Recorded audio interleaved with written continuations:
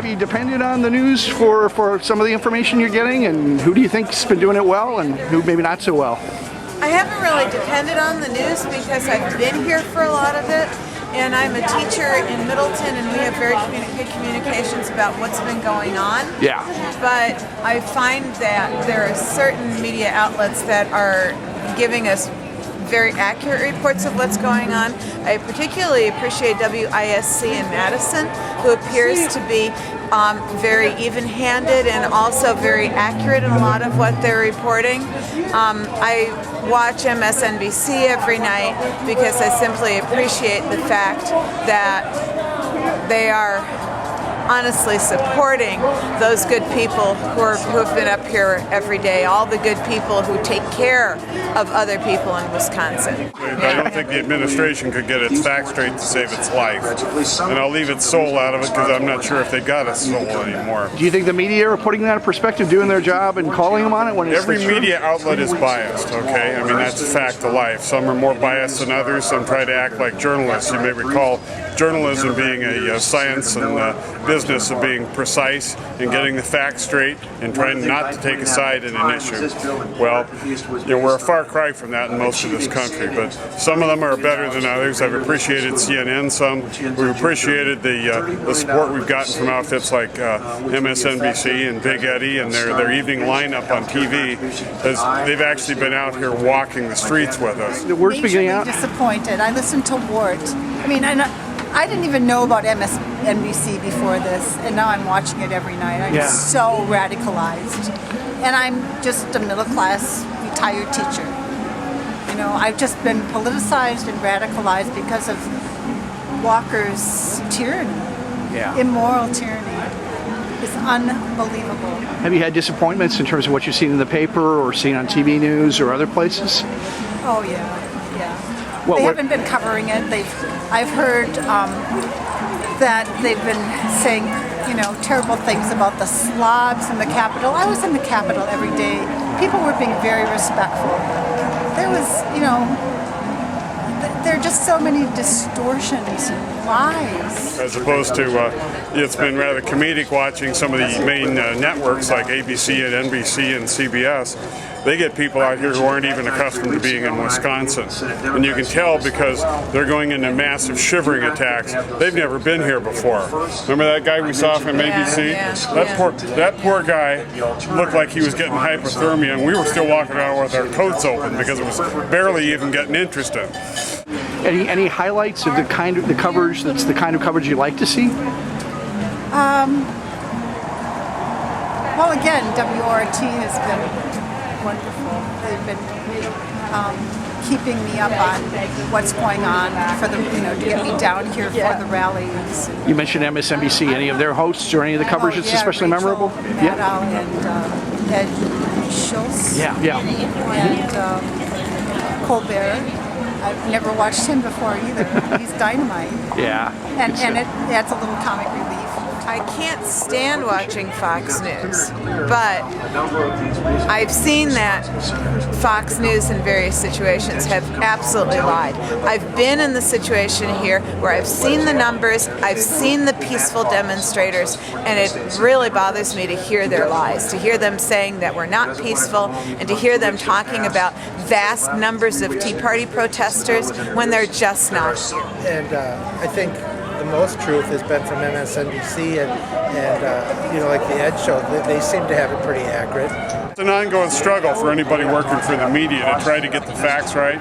Yeah. Like the day the Tea Party people were here, you see the Fox cameras following people around looking for things to start, and there was people trying to instigate it, but the odd part is the camera was right there too. Yeah. And nobody fulfilled their dream, I guess, of having something break out, which is says a lot for them. It's not conspiracy. I just think it's hard for them to report the truth here. Yeah. If they reported the truth, people would sympathize with this and they'd understand. And there's no negative here for the media, for most of the national media, especially. Like I say, there's any perspectives of kind of the things that have worked well, the things that maybe haven't been done so well in the media? We don't think it's getting enough media attention. The national media is kind of shied away and they think it's dying down. That's the way it's portrayed, but clearly it's not. Also, I was up here with my sister on the night that Walker gave his speech, and seriously, I don't know, I'd have to guess 2,000 to 3,000 people at least, and the media didn't even cover it. Local media either. They made a reference to it that there were something like there were thousands here, but they didn't show it. It was so impressive. Yeah. I actually watched the local media that night, and they showed a reporter just standing in front of the Capitol with nobody behind, not even showing a single protest. Yeah, and it looked like that. Well, you're sort of getting at something I've been asking people about, but I mean, too, it's a reporter's job is just not to report what somebody says. And given some of the stuff that's coming out of there from the governor's office, they got to analyze it, or they got to fact check it. Are they doing their job that way? Correct. Very few of them are. Yeah. Fox News isn't news. It's propaganda, and they're paid for it by their right, and everyone knows that. And just like the governor's paid for, it's all controlled by big business. They're looking out for their best interest. Yeah. Do you have any thoughts on some of what has been good coverage, or what maybe has been kind of disappointing? There's been an overwhelming lack of coverage. Yeah. Nationwide. The talking heads right. They've gotten like the governor and the administration folks right, but they just haven't necessarily been able to communicate with the folks in the crowds. That's another thing. I think it's portrayed as all students, and I'd say the student number is 1 to 50. I mean, everybody's 40s, 50s, 60s, and I don't think they're showing that. And very normal-looking folks. One time they were showing the night they closed the Capitol down. They had the camera focused on this person who was dressed up in all these colors and kind of, I don't know, not representative of everyone else there. But that's some of the kinds of things they do at gay pride marches or whatever. They always find the most. Which that person probably actually Sure. had a point, but they didn't show their sign that went with what their costume. But it made it look like the people there were a bunch of kooks. I don't know. Seriously. They're just trying to portray everybody as eccentric and, not from around here, not coming after work, after working their jobs all day. Sense of kind of what maybe some of the things are that they've done really well and things that they haven't done so well? I mean, has there been enough coverage, for example? I think there's been enough coverage, but I don't know, the experience of being in the Capitol and then the story being told to someone in, say, like northern Wisconsin, I feel is very different.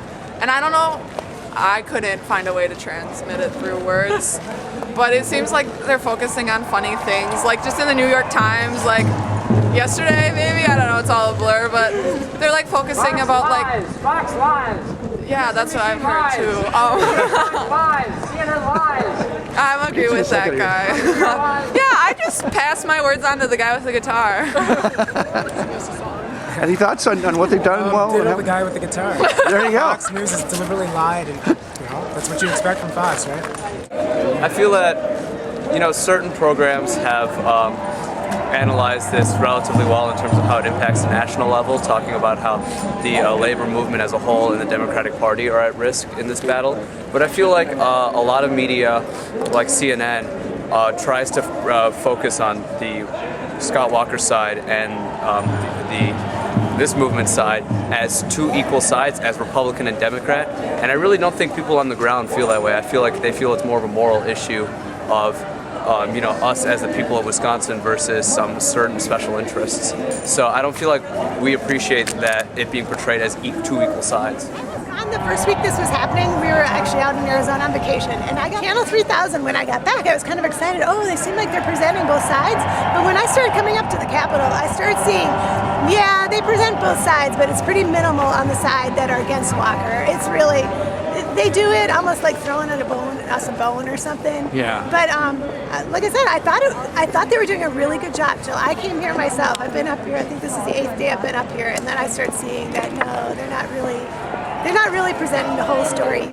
Are you getting any of your news from social media now? Yes, yeah, that's the way to get all the good information. Yeah. Facebook, Twitter. There's a new website, defendwisconsin.org, we just learned about that we've been following. FDL. Oh yeah, FDL News, yeah. I don't know too much details, but my brother's real into it. He's covering it nonstop on his phone. You mentioned this Fox News lies about, like they put palm trees in it and all like news. It should just be straight up about everything. Yeah. I think like that's terrible that they lie and they get like cult followings. So. What impact does the social media have? Any thoughts on that? Are you getting news from Facebook? I get a lot of news from social media. Yeah. I mean, I'm one of those crazy youngsters always plugged in. You're the one, huh? I'm the one. Yeah, I'm the crazy youth who don't do anything. Maybe is one of those not either or questions, but I mean, there are older people in an older generation that say a demonstration like that is what's effective, and then maybe they don't understand the impact of social media. Do you think it's either or? They're two divided issues. Yeah. I mean, I think they're one and the same. We mobilize our people in different ways, but I mean, there's youth up there as well. And I don't think this is just a youth movement. I pride ourselves in the diversity of ages that are represented there, and that's the way we get students out. The only person I've seen that gets it even marginally right is Rachel Maddow. She does a pretty fact-based thing, and she's a little bit hard to take sometimes. She's got a lot of personality that's cutesy, but in terms of going into the history of Wisconsin and the labor movement, in terms of going into what's really in the bill. Yeah. I mean, I don't watch a lot of those TV news shows, but I watched Meet the Press, which I've decided to call Pressed Meat from now on. and they had the Mississippi governor who, okay, so the unions have conceded all the financial issues. The budget crisis that wasn't is now solved. Yeah. Because we know there wasn't a budget crisis. It was a ginned-up budget crisis. So even so, we're going to give you the money, all right?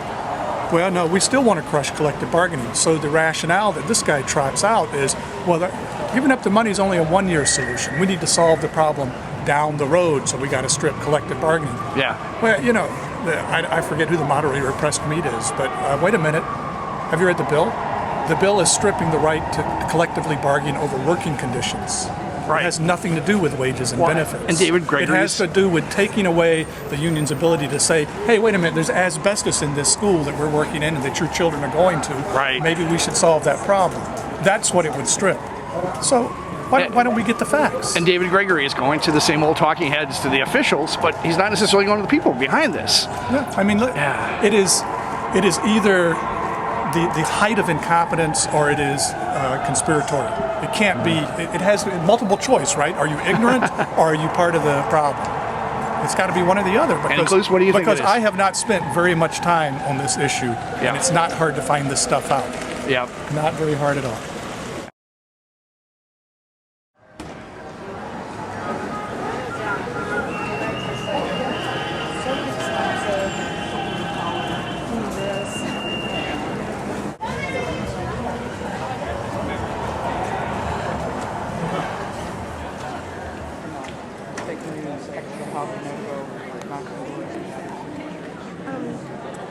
I also thought that I would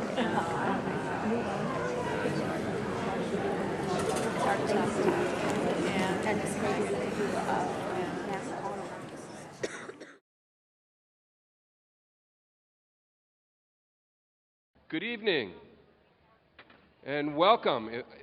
We were just commenting here that it's a little difficult to see you because the lights are so bright that unless we put our hands up above our eyes, you're totally obscured.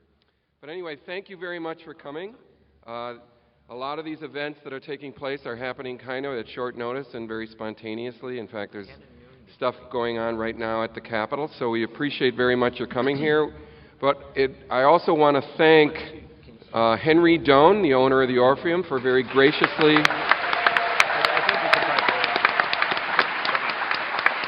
for donating the use of the Orpheum, and this isn't the first time he's done this for an event related to this ongoing struggle. I should also thank Steve Gotcher with Audio for the Arts, who donated the sound equipment and set it all up for us. Normally these sorts of things cost a lot of money, so this is really further evidence of how much the community in all sorts of ways is supporting this struggle. None of this can happen without lots and lots of contributions from many sources. So just briefly, my name is Patrick Barrett. I'm the Administrative Director of the Haven Center at the UW-Madison. Hey, Patrick! And I'm here actually on behalf of what's known now as the Labor and Working Class Studies Project, which is the main sponsoring organization, well, the sole sponsoring and organizing organization behind tonight's event. So I just want to tell you a few words about this project. It was launched a little over a year ago. It's a collaborative effort among the university, the campus that is, broadly speaking, the community, also broadly speaking, and the labor movement. And our idea was that it would have the goal of connecting the campus, the labor movement, and the community around issues and actions that are very related to the working class and the labor movement in this state.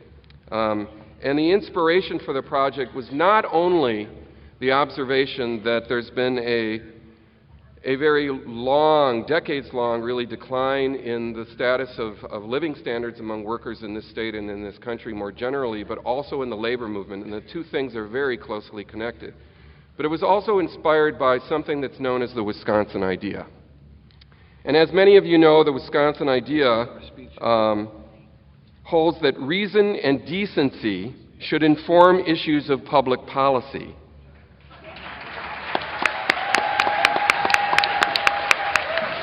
And that the university has an important role to play in realizing that goal. And since the progressive era, I mean, this is a more than century-old idea. The university has given life to that idea. It's expanded the bounds of policy debates, offered proposals for progressive reform, and worked with actors outside the university to implement reform. And especially relevant, it's really important to note that the Wisconsin idea was initially formulated in relation to organized labor and the working people of the state. So it's in that spirit that we launched this Labor and Working Class Studies project. And I mean, I have to admit that we didn't anticipate what would happen in the last few weeks. But what an example of campus, community, and labor collaboration and solidarity.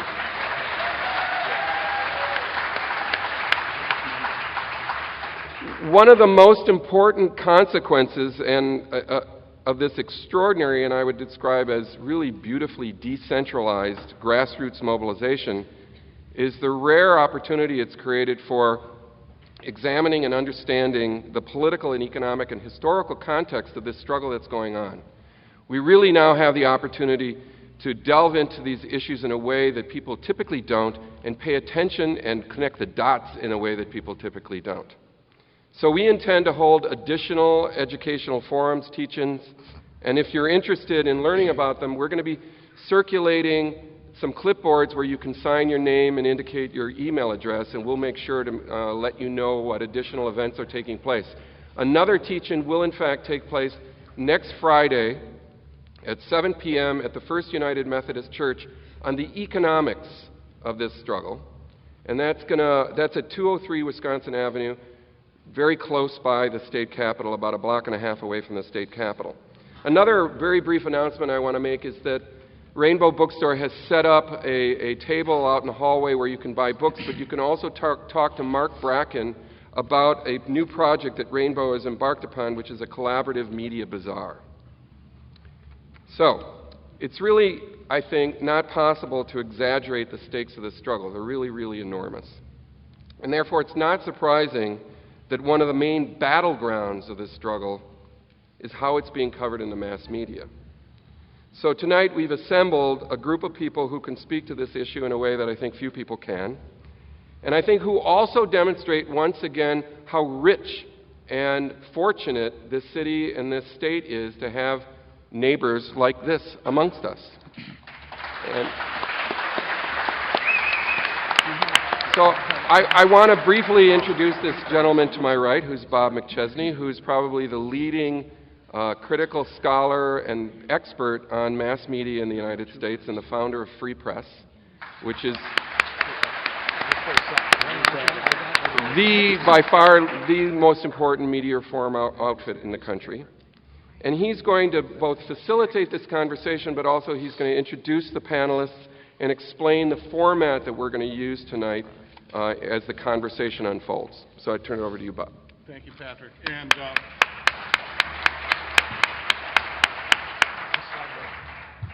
let me say, before Patrick gets too far away, I want to embarrass him a little bit. This entire event was his idea. He did all the work. He contacted everyone and threw it together in, about 96 hours? So thank you, Patrick Barrett.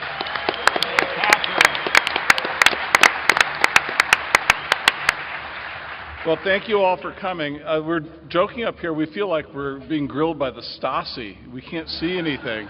We're all confessing to various past lives and crimes. We're going to be talking about media, and rather than just have each of us give sort of our talk and our take, a series of talks, and then a Q&A, the standard approach, instead what we're going to do is I'm going to ask each of the 5 panelists a question, specifically tailored for them, and they're going to answer it in 4 minutes, make some point in 4 minutes. And then I'm going to have a second panelist respond to that question for 2 minutes. So there'll be 5 questions altogether, and 5 long responses and 5 short responses, all totaled. And these questions have been intentionally devised to be really easy. They're batting practice pitches, hopefully geared to stuff they're interested in. And I told them if they don't like the questions, just talk about whatever they think is important that they want to talk about.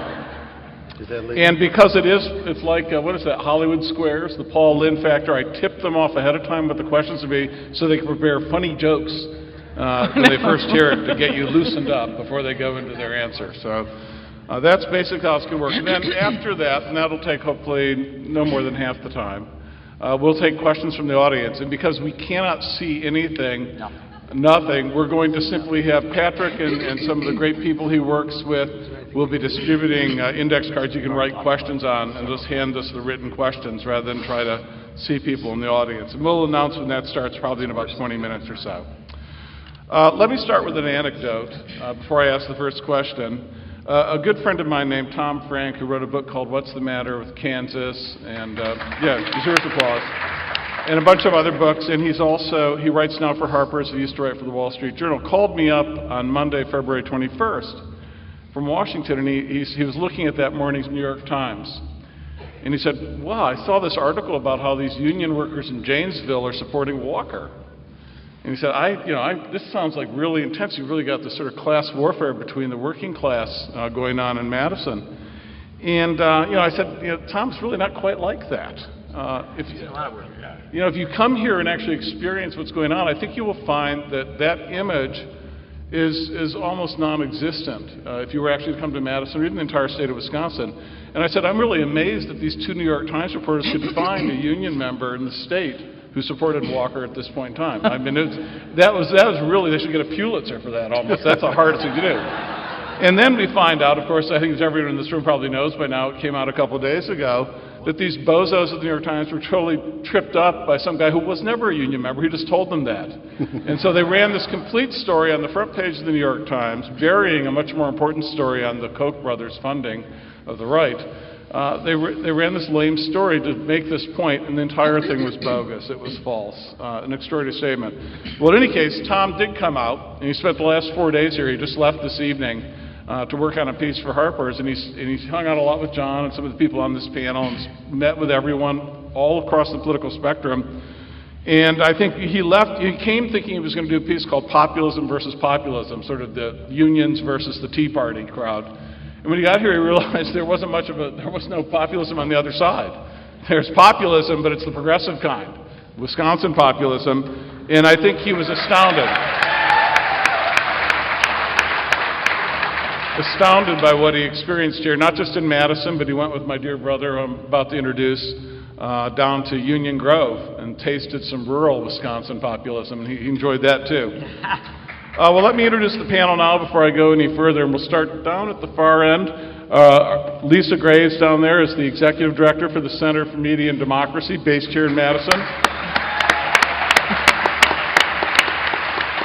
If you are not going to their website presently, you should bookmark it and go there 15 times a day, because they've been covering this, issuing material on the struggle like no other website. It's absolutely the must-go-to place. In addition, as you're going to find out tonight, Lisa Gray, Steve Horn, Mary Batari have been compiling research, aggregating research, or doing research that sort of bust open all the lies that are being propagated by the mainstream media or being accepted by the mainstream media uncritically. So Lisa's here, Center for Media and Democracy, and the website URL, Lisa? prwatch.org. prwatch.org, okay? prwatch.org. Right next to Lisa Graves is someone who I don't think needs much of an introduction in this town, Matt Rothschild, editor of the Progressive Magazine. On this side of Matt, on my side of Matt, is Molly Stentz, the news director at my favorite community radio station in the world, WORT.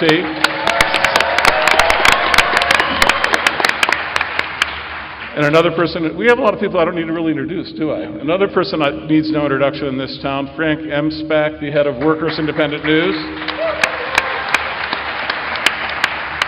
And as you're about to discover tonight, if you did not know this, there are a few people in this country who have the history and labor movement of Frank Emspak. So he brings a knowledge and experience that's really almost unrivaled in this country. And then, who are you? How did you get in here? John, I don't know who this guy. I don't know who this guy is. I thought we just, we'd let him in here. This is my buddy Nichols, and you all know him. And I do want to say, Johnson, he's dropped everything the last month to work on this, and he's going to drop. I talked to him this morning. He said, "Bob, I'm not going to be able to do anything more with you on anything. I'm working straight Wisconsin till this thing plays out." But one of the things that's been lost in this is he has a great new book coming out that he has had no time to promote called The S Word, published by Verso, on the socialist tradition in American politics. And it's an absolute landmark work. And if you love John, you're going to buy a copy of it for yourself, a copy for a relative, and a copy for some right-wing relative to piss them off. All right. So that's your assignment. You've got to do that. Now let's go to the first question, and I'm going to go to Matt Rothschild. Before we get specifically into media, Matt, I just sort of, with your experience being involved in Wisconsin politics and national politics for nearly 3 decades as a journalist, 3 decades from now, what do you think this might, what's happening here? Is there something special happening here, or is this a blip in the screen that we'll all forget about? No, I think a lot is happening right now, and I think historians 30 years from now will look back and mark this month, February 2011, as a historic month because, and this is something the mainstream corporate media is completely missing, the historic nature of what we're all engaging in right now and what we're all witnessing and what we're all participating in. This is the largest sustained pro-labor rally over days and days and weeks that this country has seen in decades, perhaps 75 years.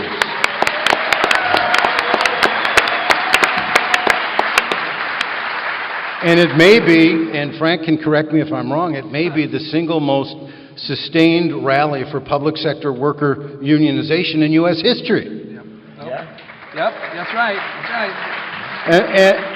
And I don't see this being reported. I mean, this is a real landmark event. It's an event that Howard Zinn told us would happen. Howard Zinn, who died last year and was the author of People's History of the United States and spoke here many times at the Orpheum and other places in Madison. And he told us that people rise up eventually and fight for their own rights, and we don't know when that's going to happen, but we need to be ready for it when it does.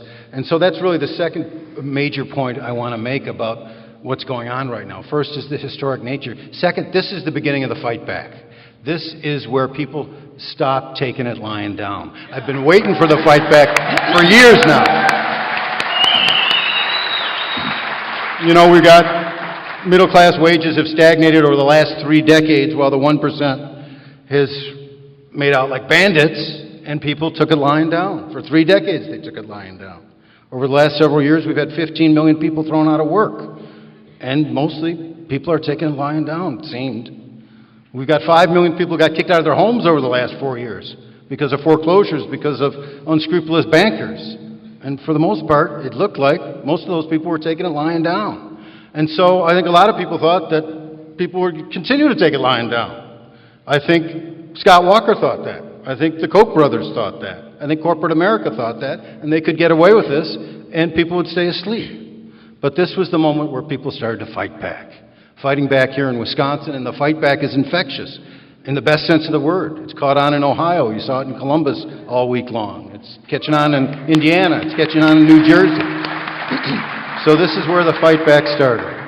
And the third point relates to Tom Frank and what's the matter with Kansas.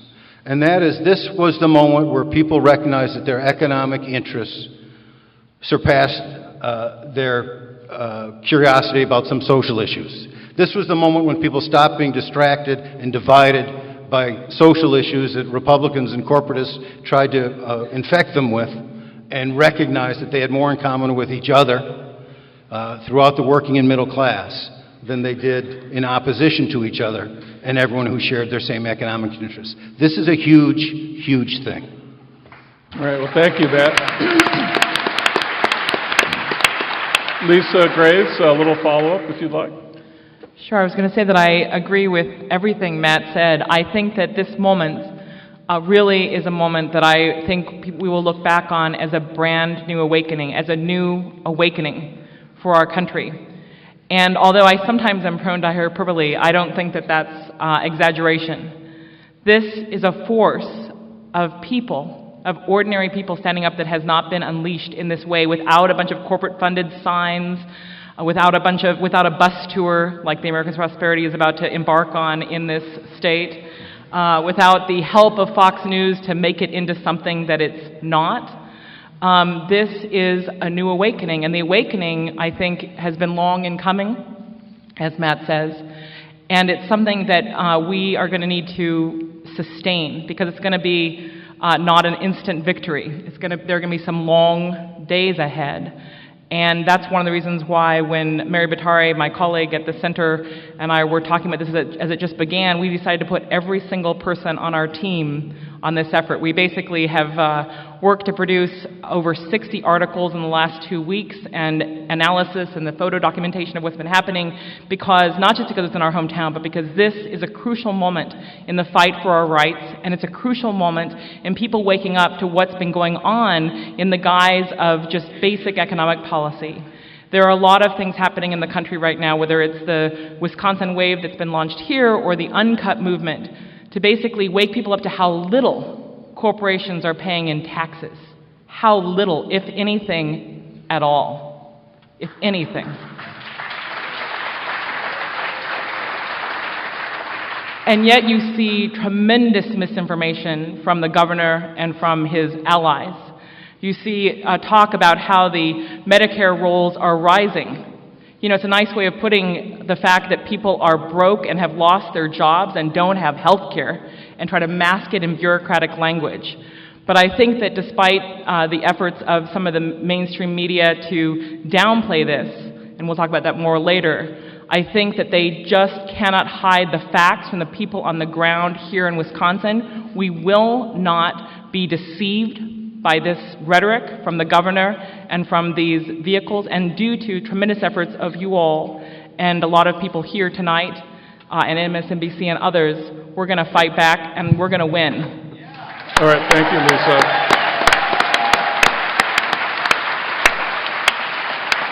I think it's fair to say that there has been some excellent news coverage by mainstream news media of what's going on here in Wisconsin. Some.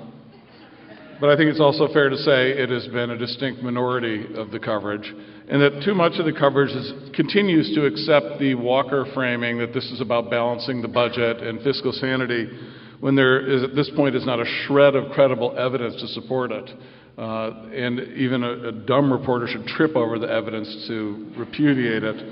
On that note, I want to turn here to my immediate right to John Nichols and ask you your take on the mainstream press coverage of the protests so far. And, does it matter? Is it important how the mainstream news media covers something like this? Thank you for that completely unscripted softball question. I was trying to think of the right word for mainstream media coverage. And I want to first begin by saying one thing. You will hear no criticism whatsoever from me of Fox News. Because to my view, Fox News is right in the middle of the mainstream coverage of what's happened in Wisconsin. And we all like to pick on Fox so much that we actually, watch it. It's kind of like going to the demolition derby. You want to see the crash. But the fact is, I have seen nothing on Fox that was any worse than what I have seen on other networks and in other major publications. And I think we do ourselves a terrific disservice when we imagine that the problem is right-wing media or Rush Limbaugh or things like that. That is not the problem. The problem is when the supposedly liberal newspaper of record of the United States, the New York Times, writes the article that Scott Walker, in his presumed conversation with one of the Koch brothers, says was the best thing he read about the whole conflict. When the New York Times is making Scott Walker feel good, when the New York Times is outlining the spin that Scott Walker wants with an article written, I think, by the son of the publisher. Sulzberger. I wonder how he got that job. Who needs Fox News, right? Who needs Fox News if the liberal daily newspaper serves the purposes of breaking unions in the United States? That's a crisis, and the crisis isn't Fox. The crisis is mainstream media. So, why is mainstream media coverage so very bad? I'd love to say it was a conspiracy, but nobody would create such a stupid and dysfunctional conspiracy. Nobody would create a situation best summed up by the fact that, in fact, for the first week or so, the New York Times coverage was so miserably awful, so indefensibly bad, that a friend of mine from Italy said, if you can't speak English and you just look at the pictures, these beautiful pictures from inside the Capitol, you get a better impression, a better understanding of what is happening than if you do speak English, because if you speak English, you'll read the article and be deceived.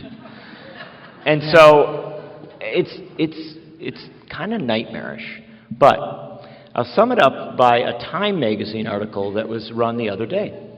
Time magazine had a writer trying to figure out the polls.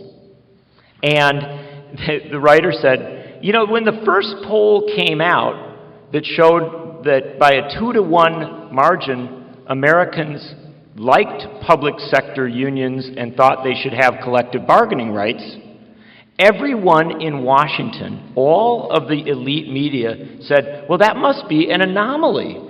Somehow that must have been paid for by the unions and faked up. And then when the second poll came, everybody was like, well, this is sort of an odd pattern.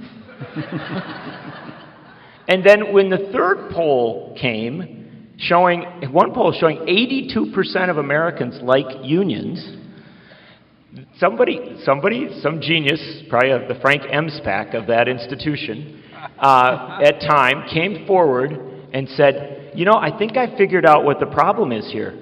We haven't actually polled on what people thought about unions for 30 years. So we haven't paid attention to them for 30 years, and we just presumed that everybody had learned to hate them because that's what we have communicated for 30 years, this sense that it's the union's fault, it's the union's problem. And you wonder, well, how in heaven's name did people live through that, and then keep this pro-union faith? And the truth of the matter is that what it really tells us is the question we should be asking. What if mainstream media had covered unions fairly for the last 30 years?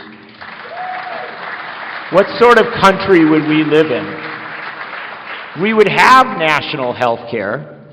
We would have a social democracy. We would have fairness in this country. And the fact of the matter is, now that we know it, isn't it our responsibility to demand that we get the fair coverage of our working class and trade union movements, end the lies, start to cover the reality so that we can begin to shape the country we should be?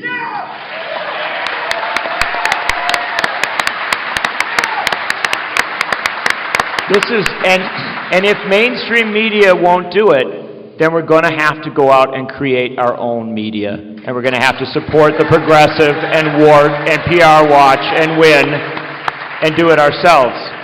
And I'll close off just quickly with the one quick story. Right before one of the really big rallies, I was sitting down at Ankara, where I always am, and I was sitting next to this young woman, and she was totally urban chic. She had blunt-cut blonde hair and, like very thick glasses. But the one thing was she had this pin on. It was her grandfather's pin. It was an old labor pin. And I said, "Where's that from? Why are you wearing that?" And she said, "Oh, about a month ago, before all this started, I was talking to my mom, and I said, how come Grandpa was such a great guy? Why, if somebody got laid off, did he leave food on their back porch without asking a question? Why did he sometimes put a $50 bill into the mailbox of somebody who didn't have health care coverage when they got sick? Why did he serve on the city council and the library board and everything else up in Beaver Dam, Wisconsin?"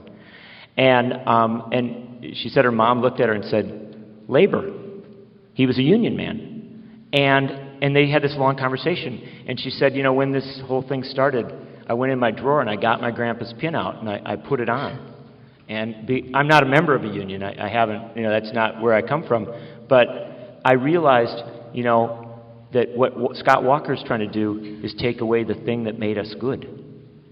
And she had worn that pin every day since Walker announced his plan. And I said, "Well, you want to walk over to the rally?" "I'm going to the rally." She says, "I can't go. I'm waiting for my mom. She's driving down.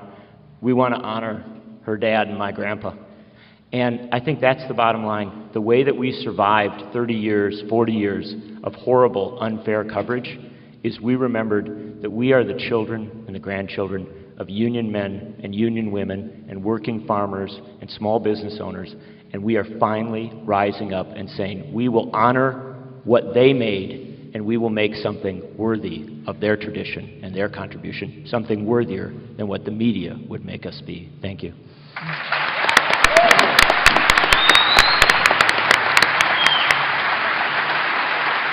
Well, Molly Spence, now you have the privilege of knowing what it's like for me when I go on the road with Nichols and have to follow him.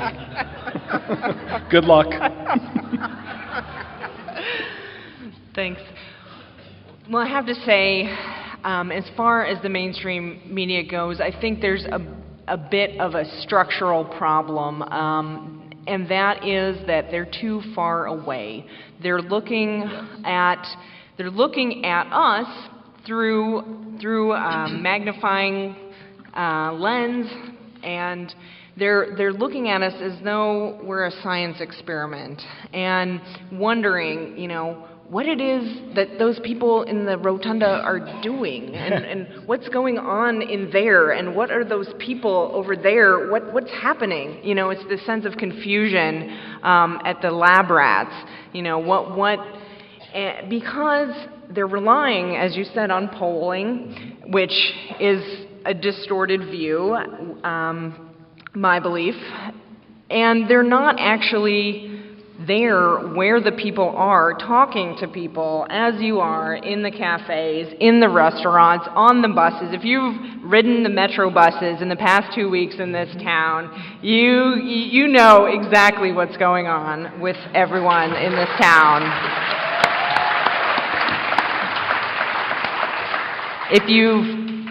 visited any business on State Street or any of the small businesses in this town, you've seen signs go up in the windows, you've seen all of the donations and the deals and all of the support that a lot of the business community has provided. And we know this because this is our community. We live here, and the people that are creating the grassroots independent media movements have a deep knowledge of the community that is not translated to the folks that come in and spend 36 hours here and try to get the overview snapshot. That's what I've actually spent a lot of my time over the past 2 weeks doing, is just trying to connect people, radio stations, reporters, print reporters, people that have come to observe the Madison phenomenon and wanting to know who to talk to, what's going on, what is it really like there, what's going on with these people in Madison, so that they can get an accurate perspective, so that they meet people like Frank, so that they meet the snowplow drivers and the nurses from UW Health and the people that work for small nonprofits that are struggling to help people in this economy, so that they hear their voices and connect them who they might not otherwise meet in their offices. So I think it's important to have that grassroots media infrastructure in the community to be able to respond in times like this, because that's how you get that deep knowledge, that's how you get the connections, that's how you make the stories, you bring the stories up by having that bedrock in existence prior to the time at which the shit hits the fan, proverbially. So, the other... Thanks. She's not on radio. Yeah. Right. Yeah. So the other thing I just want to mention is the importance of social media and how important it has been to a lot of people. How we've, and I was an early skeptic. I have to admit, I think I'm the only person under 40 that does not have a Facebook account. I'm a skeptic. But it has changed the conversation. It's accelerated it, but it's also enabled people to get information fast and to respond. Every day you see people in the Capitol and around the Capitol responding to the memes and the messages that the Walker administration is putting out, and some of those calling people union thugs. Well, that went viral. You saw people show up within hours with, union thug T-shirts that they were wearing with like stuffed animals reading their children bedtime stories as they snuggled into their sleeping bags in the Capitol, right? They had these signs, union thugs, right?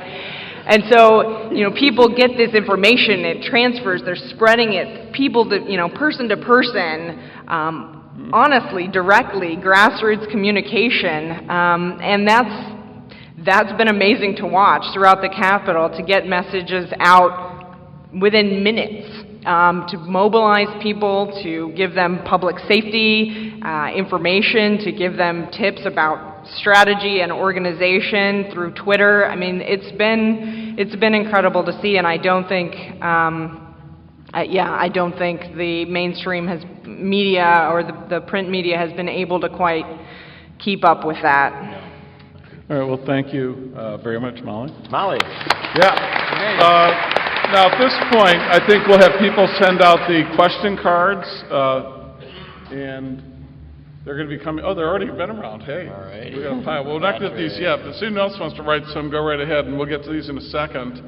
One of the things I'm going to tell my students from now on, it used to be you tell students in politics or media there's certain documents you have to read, like the Declaration of Independence, maybe the Gettysburg Address, the Federalist Papers. I think from now on we have to tell all our students that the one thing they have to do is listen to that 20-minute phone call between the Coke impersonator and Walker. Nothing will explain American politics better than that 20-minute call. Because what you had, basically, you had like a junior executive trying to brag to his boss so he could get a raise. That's really what we were listening to. And it's full of media criticism. Oh, it's unbelievable. But as I was listening to that, and then later as I was thinking about it, I couldn't help but wonder, what if one of these right-wing pranksters, like the people who brought down Acorn, what if one of them had been able to get through to President Obama in 2009 and claiming he was George Soros. And then jokingly, not jokingly, the fake George Soros say to President Obama, you know, maybe we should send some thugs into these Tea Party rallies about health care and start some trouble there to discredit these Tea Party people. And imagine if Obama said, yeah, we thought about it. We kicked it around. Me and Rahm and Hillary and Jesse Jackson. We kicked it around. Thought about it. And Al Sharpton and Minister Farrakhan. We kicked it around. And that had been then released like this. I just wonder how long Obama would have remained president of the United States. Days or hours? What would the media response? I wonder if Fox News would have maybe been interested in that story. In any case, we all know the double standard. When you cover media like I do, it drives you absolutely insane that there's two very different standards for how the same sort of objective information is dealt with and addressed. And probably nowhere is the standard greater than in the coverage of corporations and labor. It is the most severe double standard in our news media historically, throughout our history, but especially in the last two generations. So we're really lucky to have Frank Emspak here. And I mean, Frank, you've dedicated your life to the labor movement, to labor media, and I was just wondering am I exaggerating the bias against labor? And secondly, do you think this struggle is going to either make mainstream news media more sympathetic or sensitive to labor than it has been in recent years? Or do you think it will really probably have no effect? Well, this is I'm speechless. The change. Yeah, for change. I think it's easier to answer the last question first. I don't think it's going to affect mainstream media significantly, if at all. And the reason is because that's the answer to the first part of the question. Why is it so biased and why are things so out of whack? So my little story is over the issue of press passes over the last couple of days at the Capitol, where our people were told that we're not legitimate journalists because there are union people on our board of directors. So we will deal with that in due time. In the appropriate manner. So why does this happen? How does this go? I mean, we need to understand, I think, the extent of the censorship. There is 100% censorship of labor news on the radio, on the commercial radio. There is not one single daily syndicated labor-oriented news program on any commercial station in the United States, period. The only time that happens is when somebody pays for it. So we're not talking about being able to get on once a week or once a month in NPR here or something like that. You cannot get a narrative going. You cannot do what other people refer to here, which is that there's a framework. John is talking about a framework.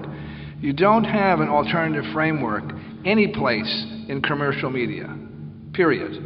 You may have a chance to comment on it, but the great genius of the bias is that if you don't know anything, you don't even know it's biased. It's like the movie, The Greatest Trick the Devil Ever Pulled was convincing somebody doesn't exist. For 30 years, we've been going and hearing there's no working class. There's no workers. There's just middle-class people somehow earning a living. It's not clear. So the entire framework is out of whack. Well, you know, so I think the first question really is that you have a class bias, all right, but it isn't our class. And one reason that that's possible is the complete disintegration of what used to be a relatively vibrant labor press. And as the technology changed and became more expensive, the last nationwide labor radio show went off the air in 1955. That's 55 years ago or something like that. The only people that have been on the air since, really, on a daily basis is our little worker independent news, which is a syndicated national program, 3 minutes a day on 200 stations like WRT. And I have to say, we would not exist. Workers Independent News, which is an independent entity, we have a regular corporation, everything, we would not exist without WRT and the other community radio stations in this country. There's no question about that. So we are saying we have to try to deal with the bias by building our own voice, by letting our own voice come forward, as difficult as that may be. Now, there are other reasons, I think, for the bias. There's corporate ownership. Every single one of the corporations that owns these media things, hate unions, has been engaged in union busting And we were talking about General Electric owning NBC, and the first thing they did when they bought it was lay off all the journalists, which is the same thing they do when they buy any place. They lay off the people. So you have that structure. You've also had a class shift, I think, in the people who are journalists. It used to be some job that, the village idiot would get, some person who could sort of write, and he was a working class person or woman, very rarely, and he would write and be connected with the community, but his roots were in that community. Now, in the last 30 years, people go to journalism school, they're separate from their community, they come in as educated people with no knowledge of the community they're in, and are taught that there's such a thing as bias, of which you can't have any, and that's defined as anybody whose bias is somebody who's in favor of whatever social movement happens to be going on. So if you were in favor of integration, you're biased. But that tends to mean you're in favor of segregation, you see. And in the 50s, if you talked about integration, somehow or other you didn't have a job in a newspaper. And so you have a really deep-seated and fundamental bias, because the bias that's there is one that accepts the framework of the capitalist society. That's the bias in the media. There is no other side to the media. And so I think there's a corporate reason, there's sociological reasons, but there's also because the left press and the people's press. So I say the people's press, if you think of Wisconsin, there were probably, a couple of 100,000 readers, actual readers, people who were interested in the content of union newspapers, the socialist newspapers, other newspapers, around, say, 30 or 40 years ago, and now you don't have any of that. So that gives a free rein, so to speak, to the bias that I think we see. So there's a lot of reasons, but I want you to think about this. We criticize other countries in the world for censorship. 100% censorship in this country, as far as labor news is concerned. And NPR, I should tell you from personal experience, leads the pack. They told us that we couldn't even buy time on Marketplace if we wanted it. And Marketplace was financed by the General Electric Company for the first 10 years. We couldn't even rent, buy, or borrow time on that production that they do every day. So that is how I sort of see the bias in the media. Thank you very much, Frank. Now, Patrick Barrett handed me a stack of these great questions. We're going to get to them, we're done, but I'm going to incorporate one of them right now into your 2-minute follow-up, John, which is someone getting into this whole double standard notion asked, why doesn't the media report on the no-bid sale provision for power plants in the so-called budget repair bill? Great question. Well, that's just business. I will pull that in. I want to note that two things very, very important. First off, I think most people in this room know Frank for his great work at the university and his great work in labor radio. But people should be conscious that Frank has been a union leader. He has worked in factories, and he comes from a family that was one of the founding families and the core families of probably, I would argue, still the greatest independent union in the United States, United Electrical, the folks who did the first real pushback. Because you remember, right after Obama was elected down in Chicago, the people who occupied a plant and fought back against the banks and against the corporations was United Electrical, and that's Frank's family tradition. And so it's a damn fine thing.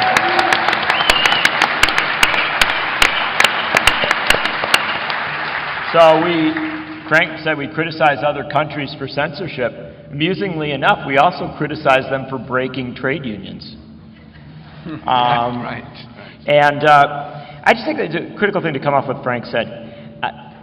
One of the things that we've realized in just these last few weeks, I think a lot of us knew it, but it's become so very, very clear, is that we've been told for decades that labor is dying, that union movement's getting smaller, we're losing our private sector workers, don't mention the trade deals, all that, but it's just labor is dying, right? Well, what we realize now is that labor was dying of neglect. The lack of attention to labor, the basic lack of coverage, has a effect on what happens.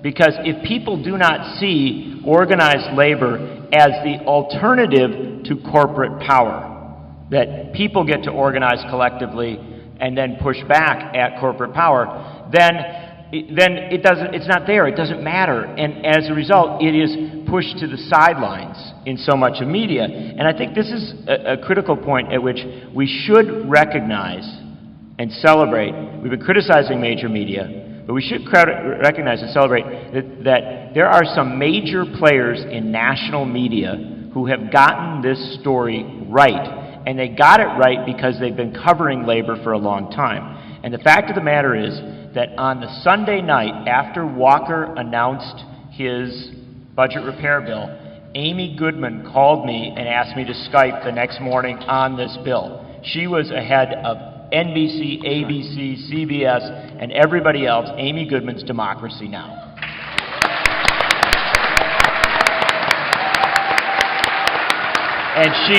And she couldn't resist coming to Madison and covering the story because she wanted to be here. And I want to tell you, if you ever want to see Amy Goodman like a kid at Christmas, when she walked through that Capitol, she was the happiest person I have ever seen.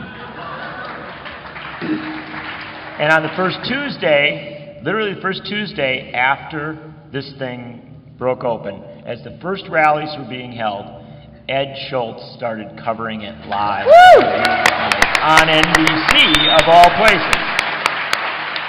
And I'll just circle around to this one final fact. The incredible thing is all the big people at NBC are not telling Ed to stop covering it because there's a funny thing.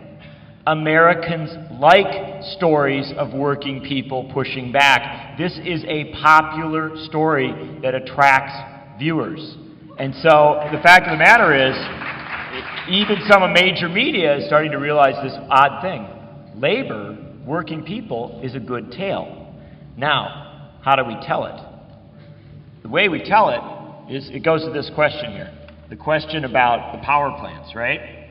Now, most of our media cannot cover a nuanced story, so they can't possibly analyze the whole of what's going, the whole of what's in the bill. You'd have to read several pages. And so they haven't covered this well. It's the people on the street actually that have brought it out. It's working people raising it. But the one thing that is true, this is the fascinating thing.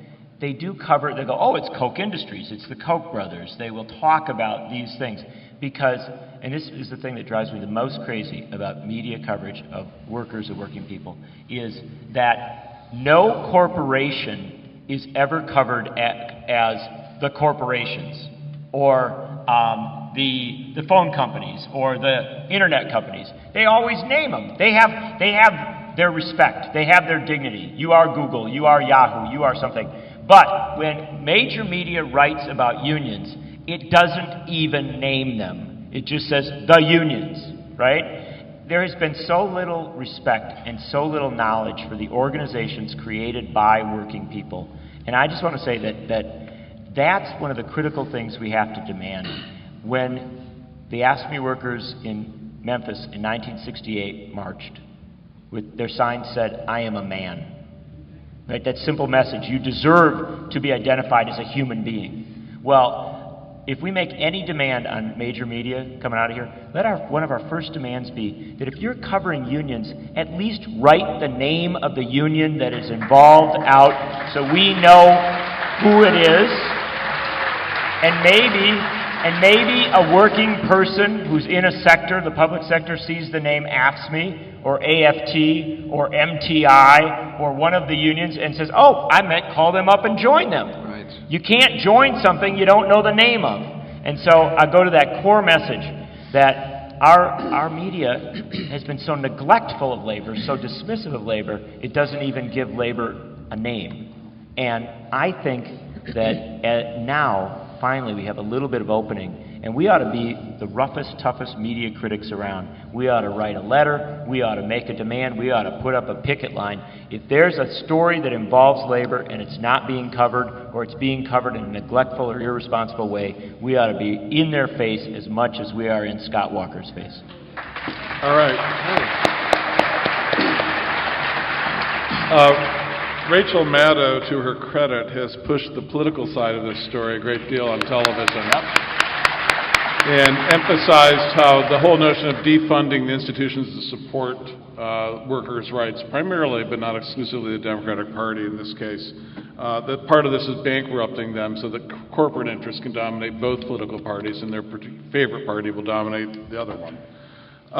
Lisa Graves, your work historically and now at the Center Media and Democracy has really highlighted the broader political agenda behind Walker's attack and the related political attacks that Walker is interested in.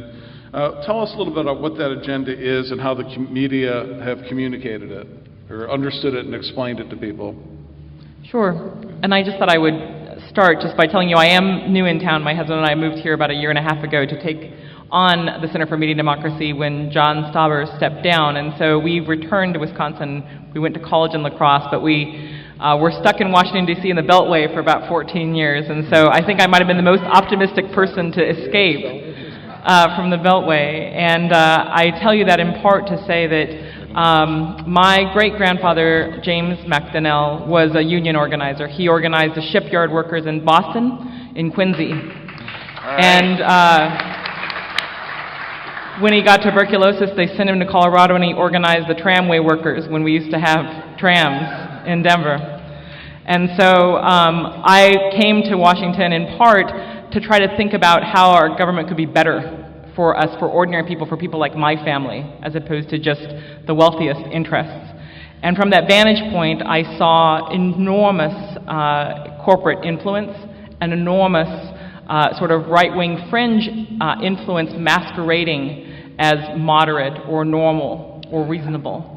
And one of the things I experienced when I was at the Justice Department fighting John Ashcroft, and then at the U.S. court system realizing how William Rehnquist had put all of his cronies into key places, and then at the Senate Judiciary Committee watching George W. Bush try to put the worst of the worst nominees on the court system and trying to block them, what I saw was how terribly these issues were covered in the press, and how my hands were tied in some ways from being in the government to fight back. And so that's why this opportunity to come here and work at PR Watch was so appealing to me. One of the things I saw was how the far right accuses you of doing the thing that they're doing. So they accuse this of being a fake, trumped-up movement because they've seeded, in some ways, a movement that is partly disingenuous and partly true.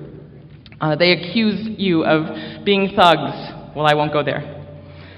But let me just say that this issue is one where we at the center have a long history of documenting the corporations and front groups that are trying to influence public policy, the lobbyist teams, the fancy named groups that masquerade as the People's This, Americans for That, Americans for Prosperity and such. But the fact is that the other side of this issue is playing chess, and for too long, some of our allies in government have been playing checkers. The other side has mapped out a strategy. They've been moving these pieces, and I don't say that from the standpoint of a vast right-wing conspiracy. I say this from the factual, actual truth, and that truth is embodied in some respects in David Koch. David Koch is the 25th richest man on the planet. He's the son of an oil man. But he's not just the son of an oil man. He's the son of one of the co-founders, one of the key instigators of the John Birch Society. That's right. The John Birch Society, as you know, is an organization that saw the Red Scare everywhere. It opposed civil rights laws, opposed equality. It opposed rights for ordinary people. And it was ultimately discredited for a time in the 1960s because they dared to suggest that President Eisenhower was a communist plant. Eisenhower, all right. So, but from that legacy, from that tree, David Koch didn't fall too far from that tree. And one of the things Mr. Koch did that you may or may not remember because it was so long ago and in some ways seems so insignificant was that in 1980 he ran for vice president for the newly founded Libertarian Party. And he lost that race to Ronald Reagan, in essence. If you look back at those documents, and we're going to be putting some of this information on prwatch.org over the next couple of days, if you look back at that race, what you see are the seeds for what's happening here in Wisconsin and across the country. They ran on a campaign of no public education.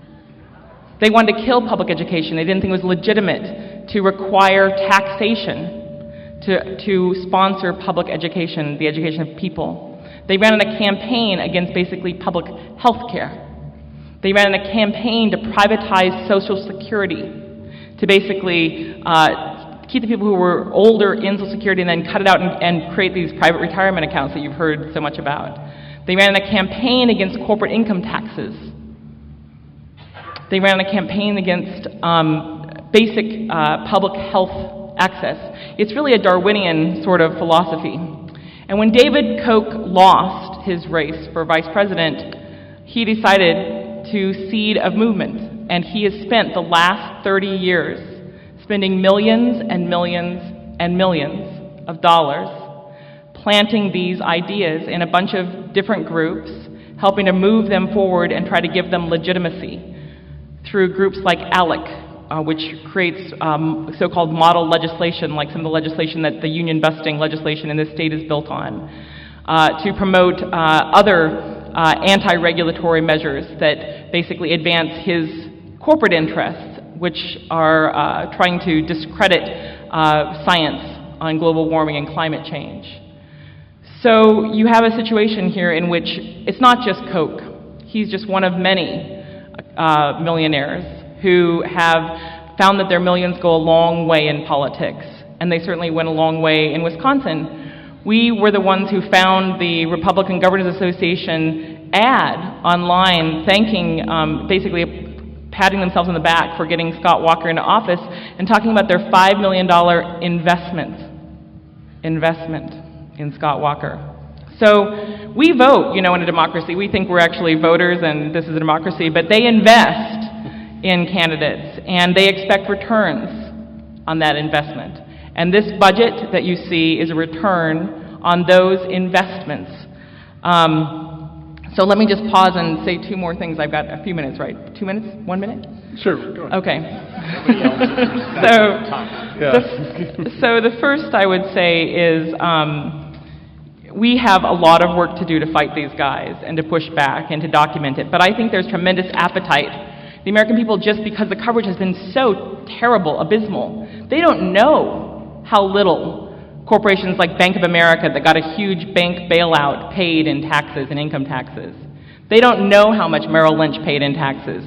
They don't know, and it's secret actually, unless the company is a publicly held corporation and so there's trading documents. If it's a private corporation like the Koch Industries, you don't know. You only know what Forbes estimates their worth to be. And by the way, their worth last year, at least their revenue last year was $100 billion. $100 billion for Koch Industries. So, but when the people learn how much sacrifice they are being asked compared to how little sacrifice these corporations are being asked, their eyes and your eyes open, because it's shocking. Because these budgets are matters of choice. It's a choice to decide whether you're going to give tax cuts for the wealthiest companies, whether you're going to spend $100 million creating a corporation for business that the governor gets to appoint his cronies to, or whether you're going to spend $100 million on nurses and teachers and education. That's a choice. And there are consequences for those choices. There are consequences for those choices for real people, and there are political consequences for those choices. So these choices are ours to make in terms of how we respond and how we make sure that other people, our friends and family, know about the truth. And my organization is there to help arm you with the truth.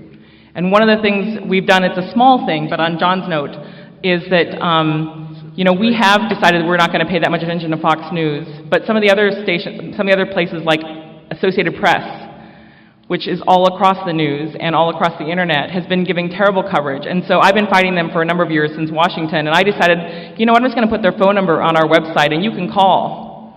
Call the local Associated Press. They're not going to talk to me. But every single time you see a bad wire story, call the Associated Press. You've got a lot of things to do, but you can make that call. 1 call a week, 1 call a month, I don't care. But their numbers, all their numbers, are on our website. So please call and start making that case. Last thing I'll say. The last thing I'll say is just a joke, which my friend Greg Coolidge passed around, which you may have heard. He said, this situation is like there's a plate of cookies. There's a dozen cookies in the table. You've heard, right? There's a dozen cookies in the table, and the CEO takes 11 of them and tells the Tea Party guy, the union guy's trying to take your cookie. So we've got to wake up, and we're here to help you wake up and help you wake up your neighbors. There you go. Thank you very much, Lisa. What we're going to do now is go right to our last question and then go to the Q&A, because these are not only a lot of great ones, much better than you'd ever get at an academic conference, I guarantee you that. Let's now, the last thing, another issue that's going on right now in this country that sort of slipped through the cracks for obvious reasons, is that the same people who want to get rid of trade unions in the United States and who want to change the election law so it's much more difficult to register and to vote, are also trying to defund community and public broadcasting in the United States, strip it of all funding. And I know there's a lot of criticism of NPR, and there's a lot of criticism of PBS, but keep in mind this funding also supports stations like WRT, it supports Native American stations, it supports all sorts of stations, non-commercial stations, student stations, to the same extent that it supports NPR stations and PBS stations. And it's the exact same people behind it. And it's already passed in the U.S. House to defund all nonprofit, non-commercial broadcasting in the United States. It's before the Senate this week. So on that note, we have here the news director for WRT, Molly Stentz, who has really been doing heroic, around-the-clock work with the whole team at WRT for the last 3 weeks.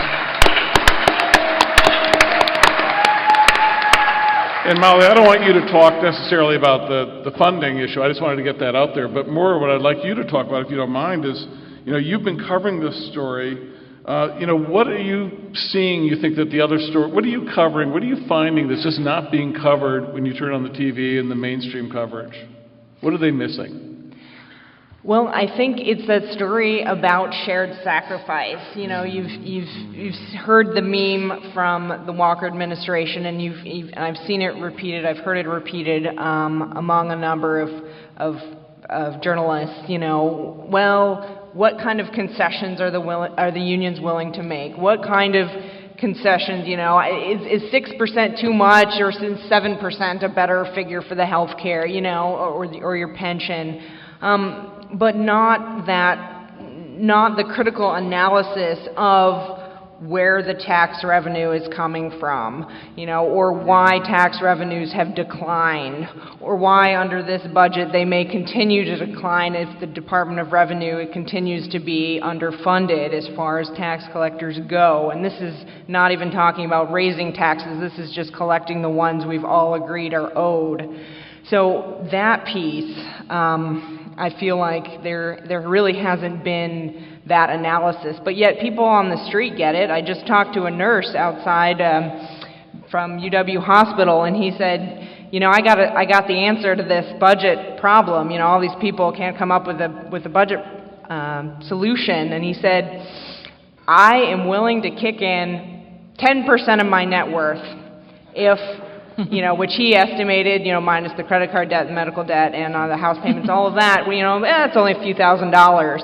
But he said, I'd happily kick in 10% of my net worth if David Koch would do the same.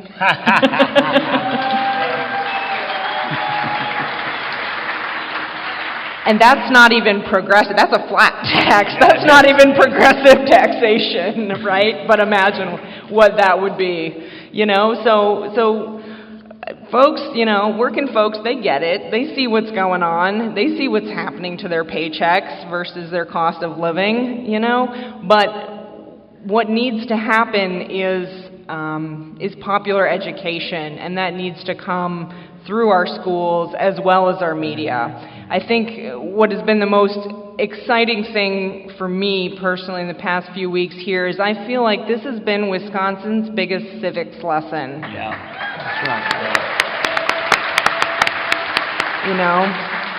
I mean, a lot of journalists have focused on the fact that, well, Walker won the election, you got what you paid for, but, when you actually look at it, the majority of Wisconsin did not actually vote for Scott Walker by the numbers.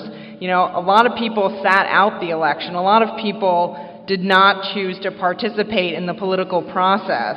And I think that has changed now. I think after speaking with hundreds of people at the Capitol, after taking phone call after phone call at the station, people wanting to know who their senator is and how they would find that information and who their representative is. And can you just call somebody at the Capitol? I mean, can you just do that? Can you call them? And can you call other people's senators? Is that allowed? All these kind of basic questions, which I feel like are fundamental precepts for engaging in this democracy, that needs to be taught. A friend of mine was here, a former radio news journalist actually, and he had a sign at the Capitol, and it said, "This revolution began in the 4th grade." And that's how I feel like that's where people learn their history, and they learn their basic civics. And yet you have, at least in the recent elections in Madison, school board candidates who, when given the list of cuts that they could choose to make for the school district, which subjects, push comes to shove, which ones would you cut? The majority of them said civics. And these are people running for public office, as elected officials, as representatives in a democracy. And so that's what I think is transformative about these few weeks, that I haven't spent, I like to cut through the Capitol, it's nice and warm. I've always found it amazing that it has been prior to this week, so open and welcoming, unlike, California, Illinois, or Florida, where I've lived before, and you have to go through metal detectors and security and, a lot of hassle, that this Capitol is open and welcoming and has interesting things in there, the state constitution, not to mention, the weird badger sculptures, but, it's an interesting place just to walk around. I see a lot of people take their kids there. It feels like a civic institution that people respect and enjoy and appreciate. But it needs to be taught, and it needs to be embraced. And I feel like now that all of these thousands of people have spent this much time in their capital getting to know how the government works, getting to know how the committee structures work, how the elections work, now how recall elections work.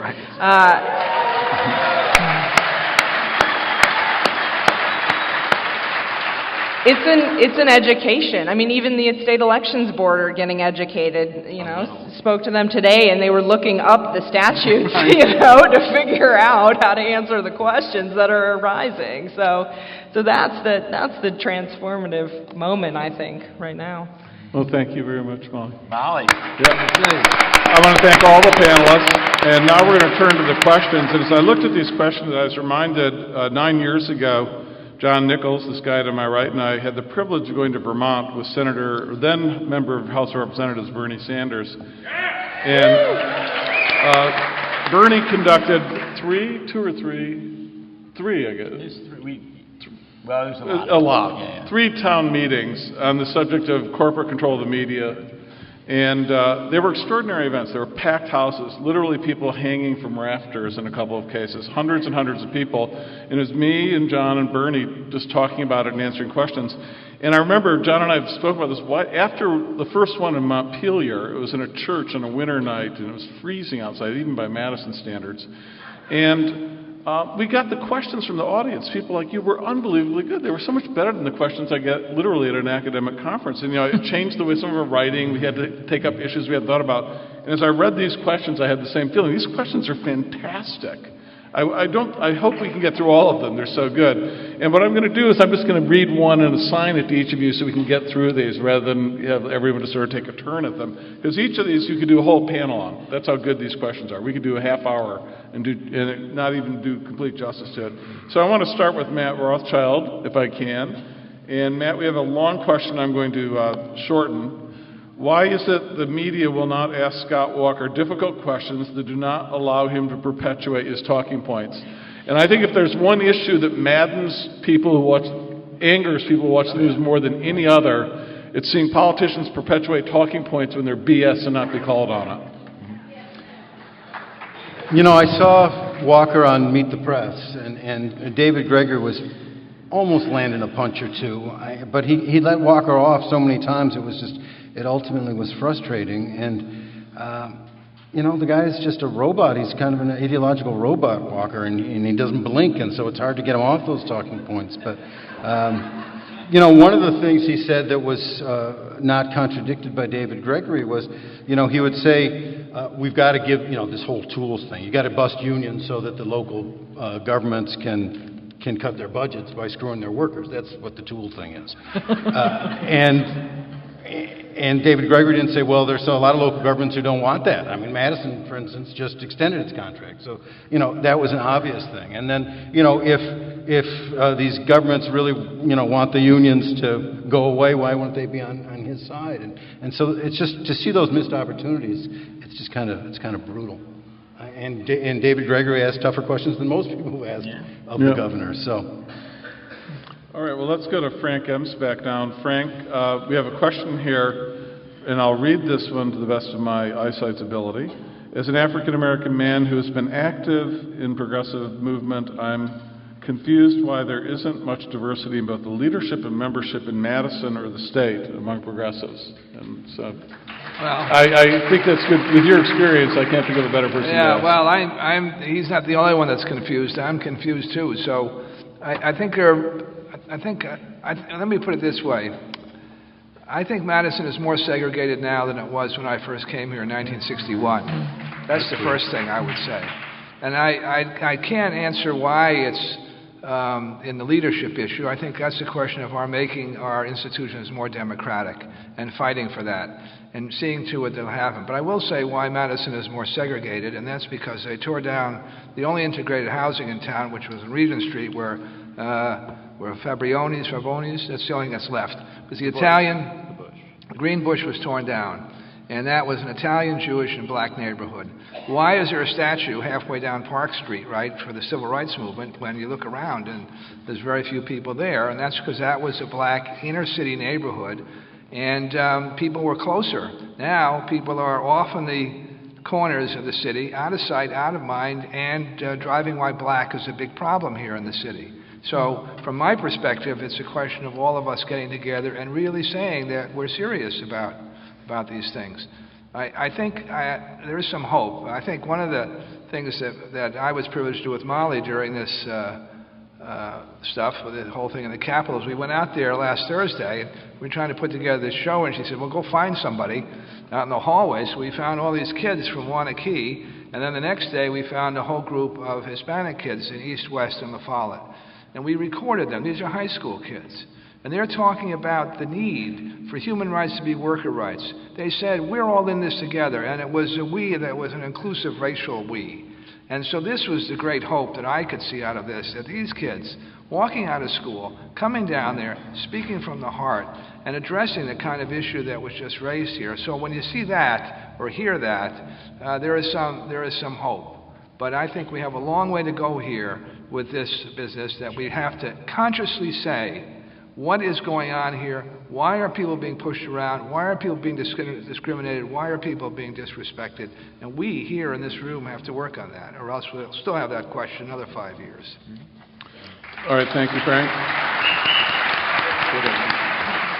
All right, John Nichols, here's a question for you. Isn't it true that the media decision makers for the major networks and newspapers no longer live a middle-class life? They're part of the other America who earn so much they no longer feel any connection to the great bulk of Americans, send their kids to private schools, live in gated communities, and simply almost earn a different, it's like France in 1788 with these guys? I added that last part. No, actually, it was like France in 1788 when Walker was giving his speech. Right, exactly. And you could hear through the windows people chanting, "Let us in, let us in, let us in." Marie Antoinette talking about the different layers of the cake while the people outside were saying we're hungry. Yes. It was very 1788 moment.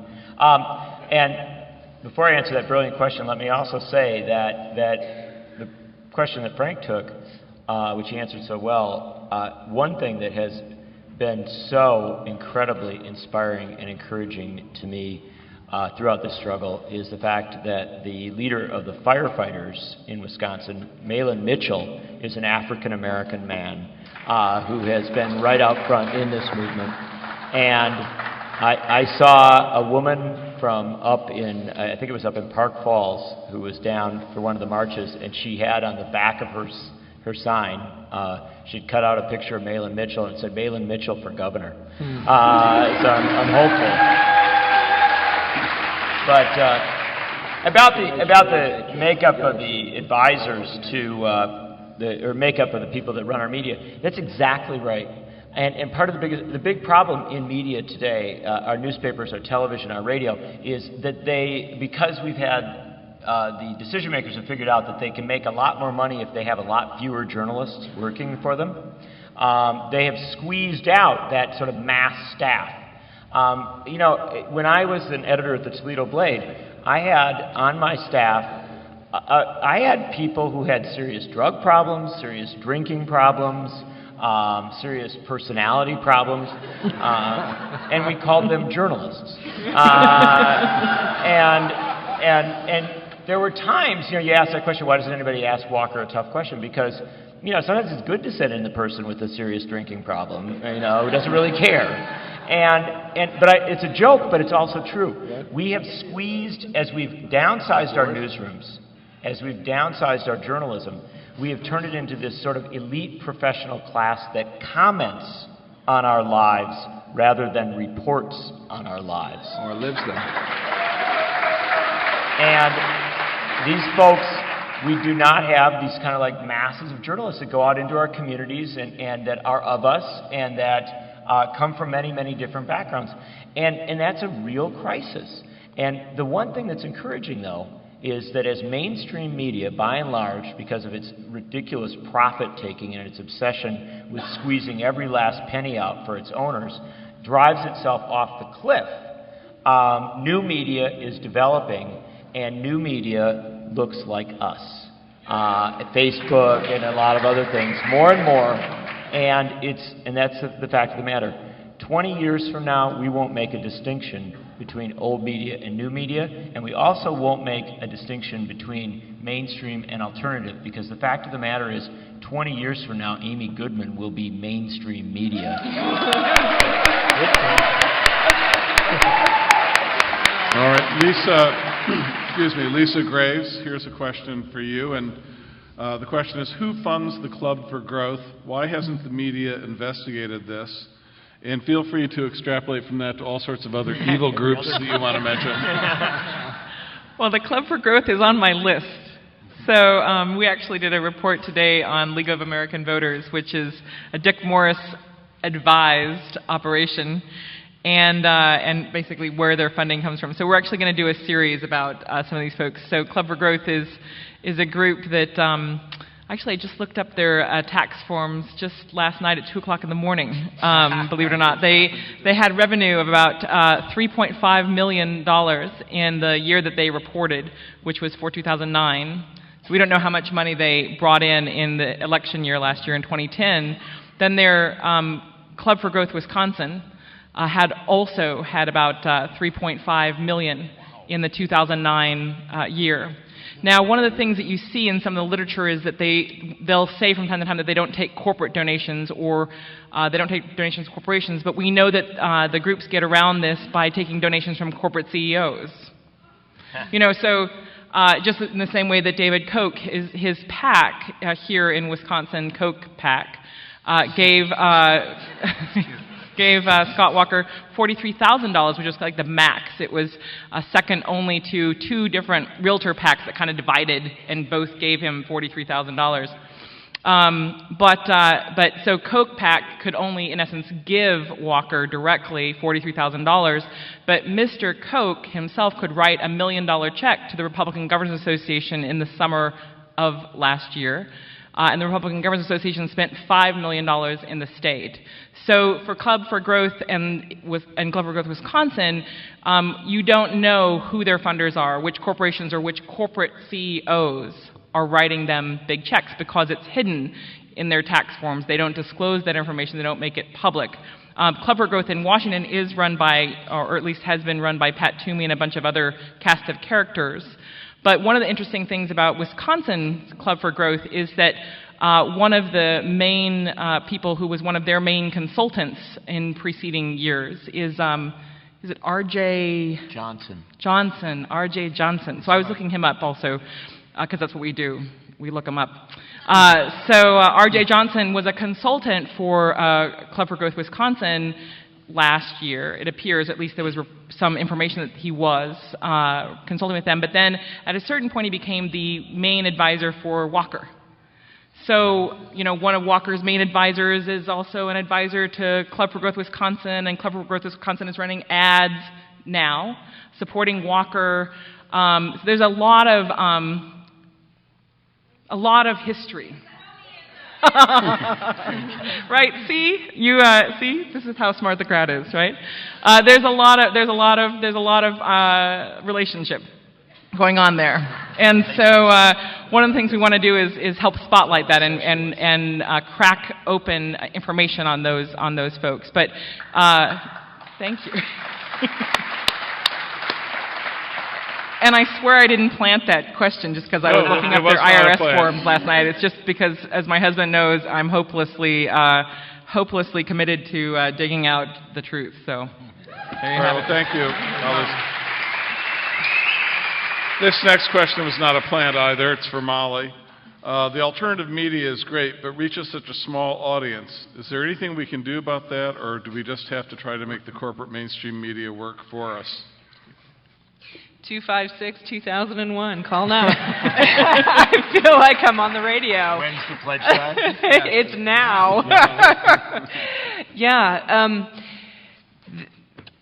I think if you care about democracy, if you care about independent grassroots groups, you have to put your money where your mouth is. And that's what we see with Wart. I mean, sometimes it breaks my heart, actually, because we are so honest and have such integrity, and we build that station with $20 donations over and over and over and over again, with the bulk of our volunteers donating a lot of the money, most of whom are working class, middle class, and they're given their paychecks. We got a lot of union members that are also DJs, people that work at the university, that work, as public employees. They're taking hits, and they're still donating.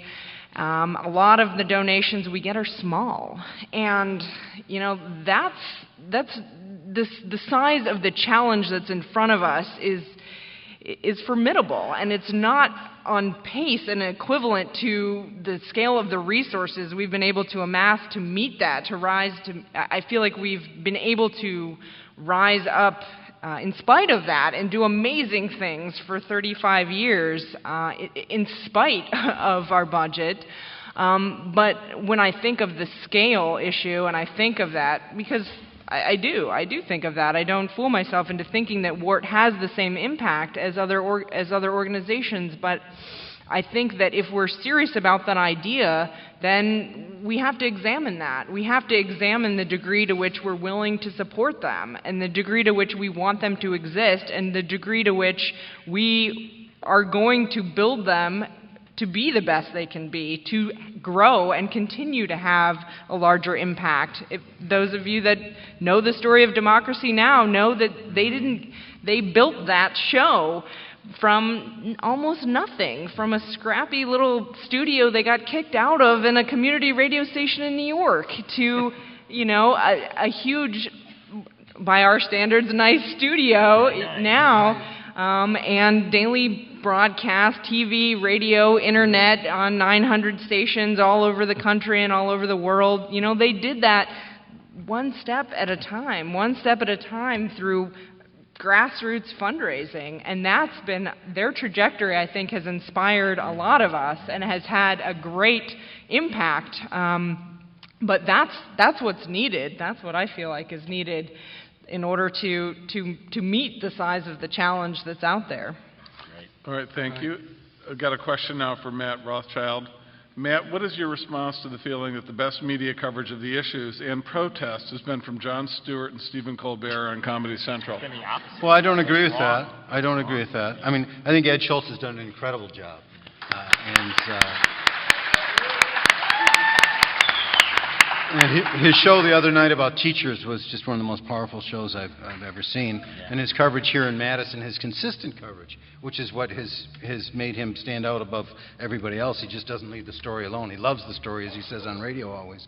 But the consistent coverage from Ed Schultz has been amazing. I think Rachel Maddow's done a good job. Tom Hartman on the radio has done a great job. And so, I don't buy the Jon Stewart thing, and I wasn't crazy about Jon Stewart's march either the week before the election, as though that was going to solve our problems, this march for sanity, that there's somewhere in the middle and being nice and polite is the way to solve our problems. I don't buy it. So you don't buy it? What?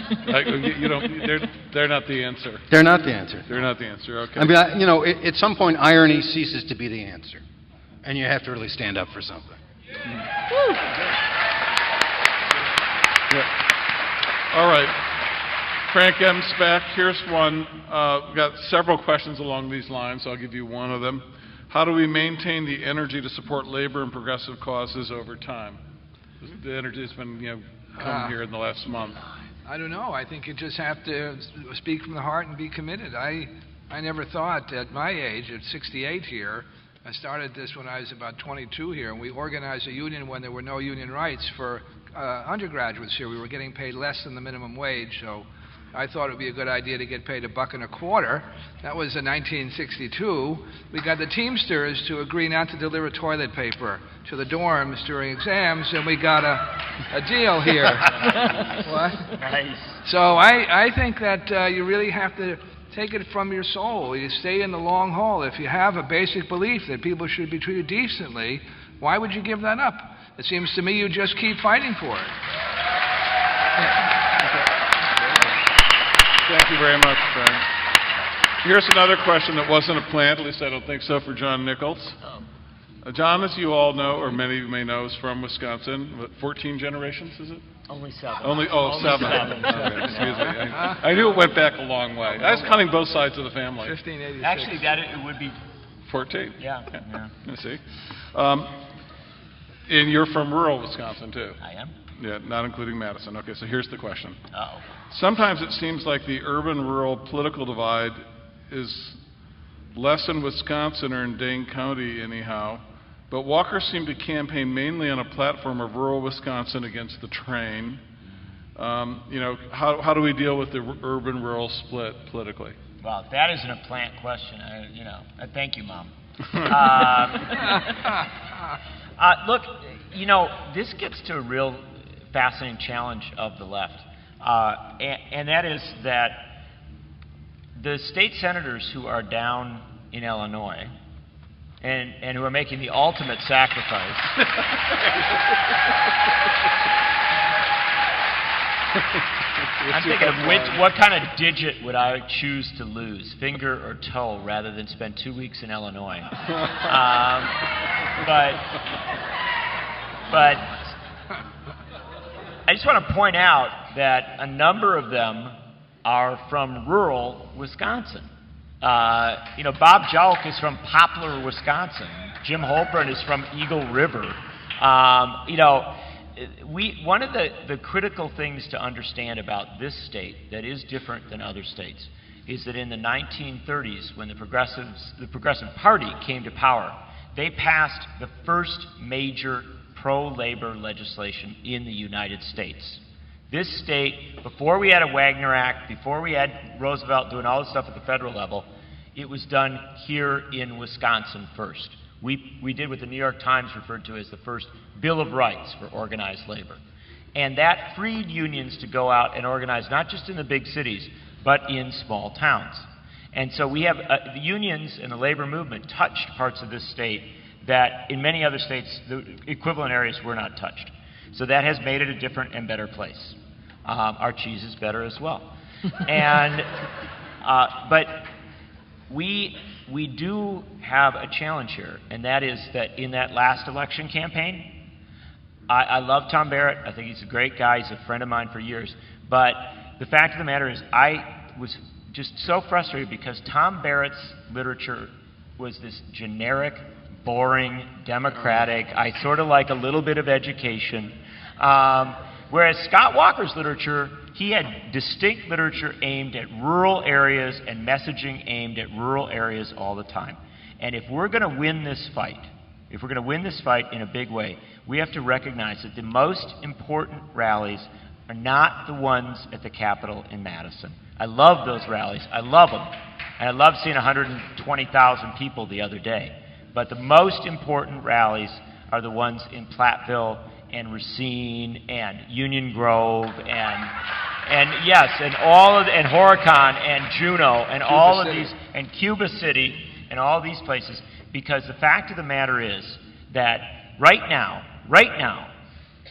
there are people holding rallies and marching down main streets in towns of 3,000 that have never, ever seen a labor rally or a march before.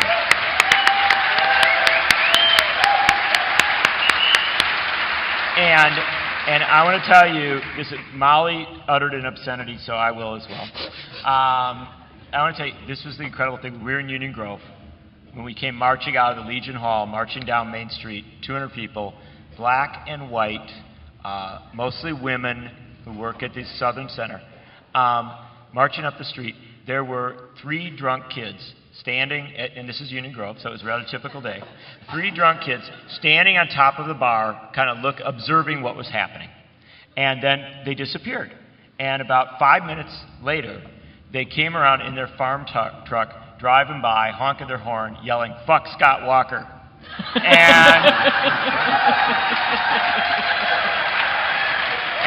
And I'm not saying that was a noble sentiment.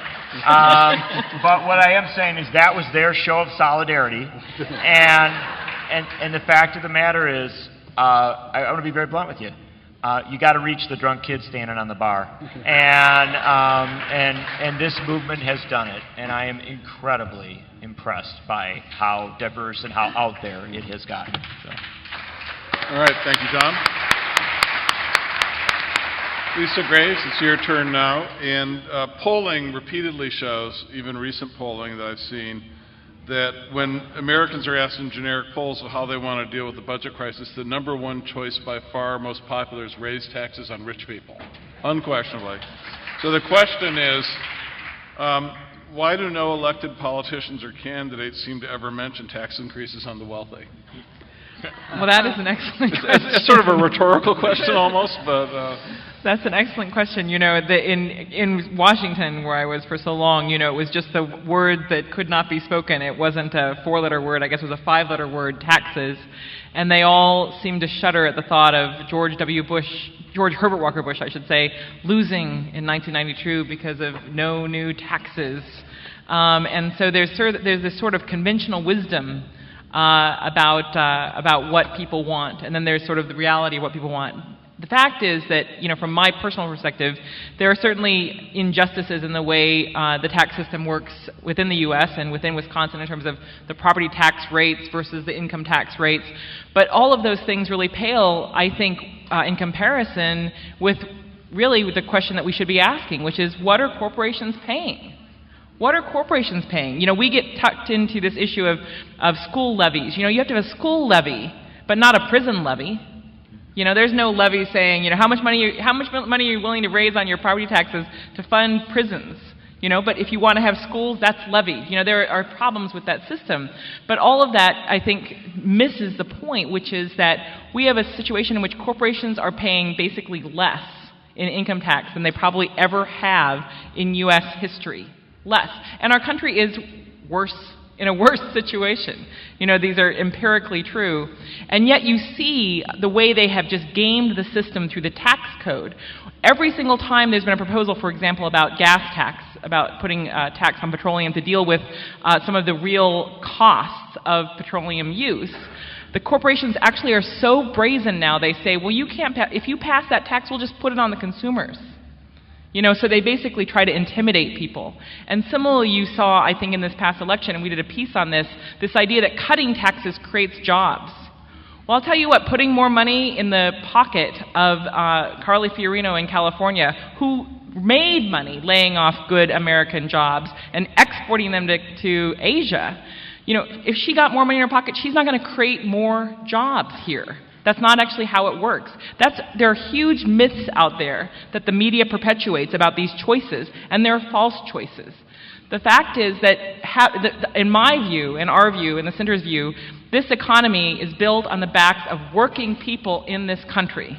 Our economic prosperity isn't based on how much David Koch brings home a year and then and puts it on Wall Street or something. Our prosperity is based on whether ordinary people have money in their pocket to spend, to buy the things they need. And the local shop isn't going to add a new job unless someone has money to buy the thing that they're offering. And so I think demand creates jobs.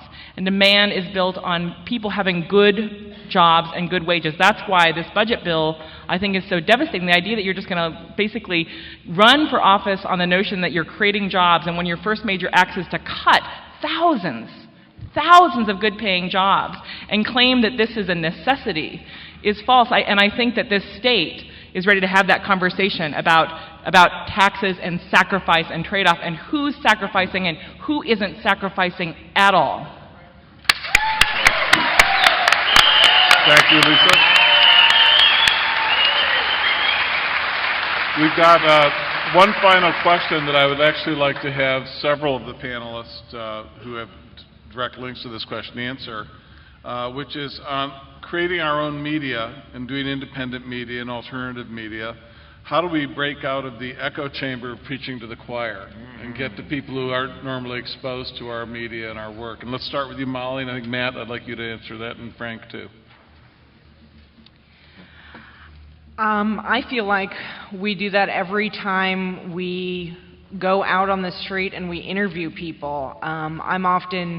Every time we call people and invite them into our studio, often I have to explain who we are and, that we're this scrappy little station, and yes, I really do want to have you on our station, and this is how it's going to work, and explain what the frequency is, what the station is, and no, it's not NPR, and no, it's not a TV affiliate, and yes, it's just one little station, but it's the opportunity to have your voice heard by thousands of people. And so I feel like through all of the interviews that we do, through all of the people that we talk to and we invite into the studios and we put on the air and we interview, we're reaching out. We're reaching out to people. We're bringing them into the conversation, and we're inviting them to be part of the media. And I think that's incredibly powerful. And talking to one of the Democracy Now! Producers, he said the same thing, that, 4 years ago, he would call somebody and ask them if they wanted to be on Democracy Now!, and they would say, what? And now they don't have that problem because it's been able to grow and build that reach. And I think a lot of our other institutions have that capacity, absolutely. But we need to support them, and we need to also help them feel that it's okay. Sometimes we have this feeling that you have to be the underdog, you have to be scrappy and have no money and have broken equipment so that you're real and so that you have integrity in your business and your mission. And I think we can still be mission driven. We can still have editorial independence. We can still be fierce and have integrity. And we can also have a larger reach. We can also build our infrastructure. We can also plan for the future. We can also invite more people in and build and get a larger transmitter and reach out to more people and expand on the internet and continue to grow. So that's my desire. Now, Matt, before you go, John Nichols is going to go on the Ed Show. Speaking of the Ed Show, he's got to leave in a couple minutes to go to be on at the Capitol. And John, just say a word or two on this before you take off. I mean, I can just say a word. Okay, a half word. A half word, which is that the one thing I've always liked preaching to the choir, and the one thing that I've realized over the last 3 weeks here is, of course, that the choir is now the majority, and so I think that I'm delighted to be preaching to the choir because we're winning. We are the majority. And the reason that all this is working, that so much of this is working, is not because of any of us up here, although I would give immense credit to all the other folks up here.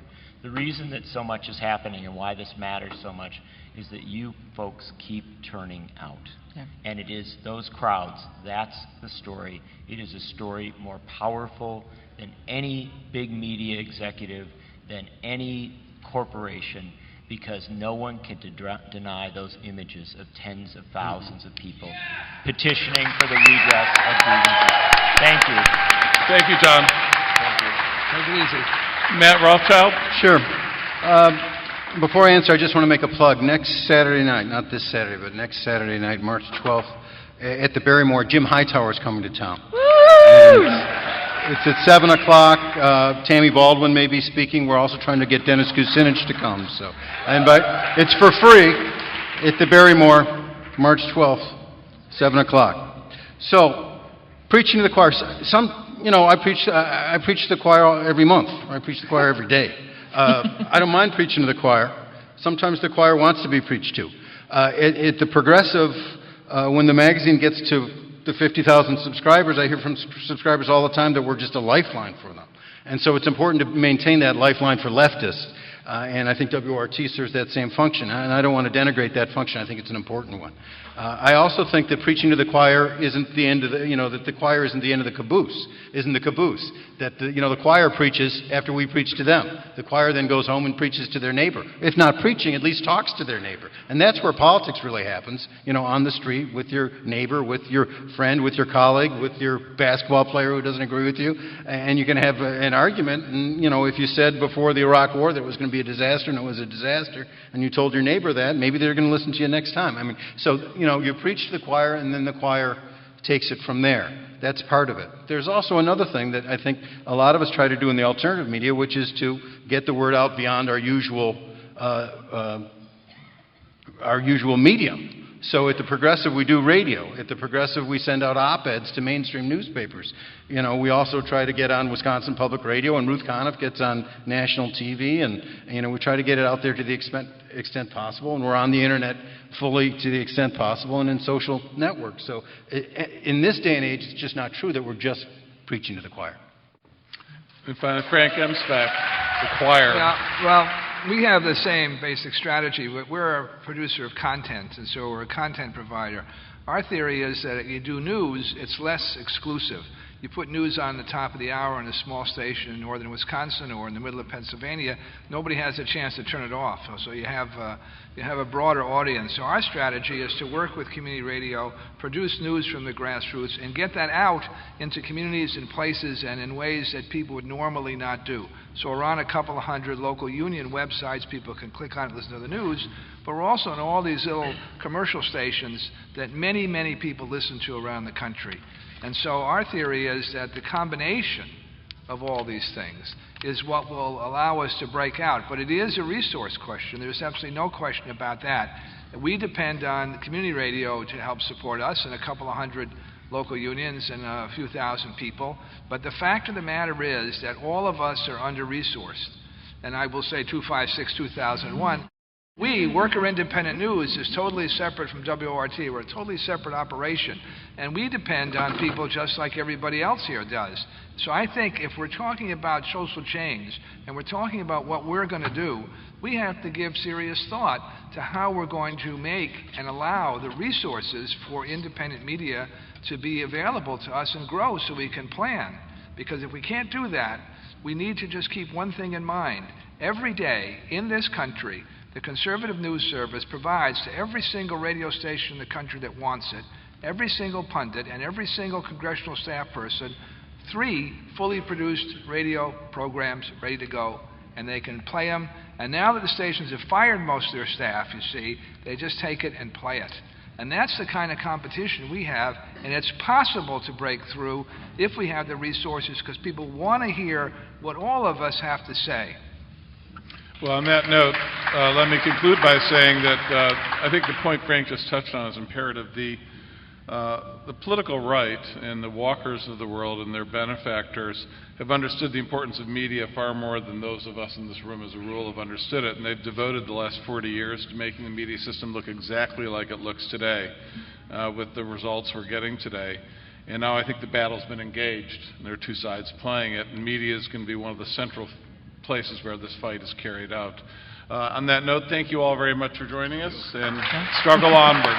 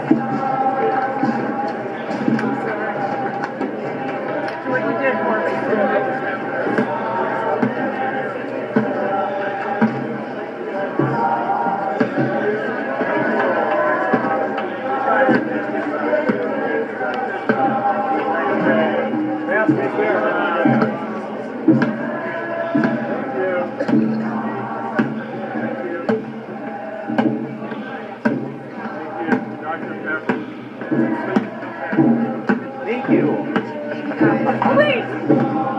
Thank you. Great job. Hey, awesome. Thank you. Thank you. Hey, you are awesome.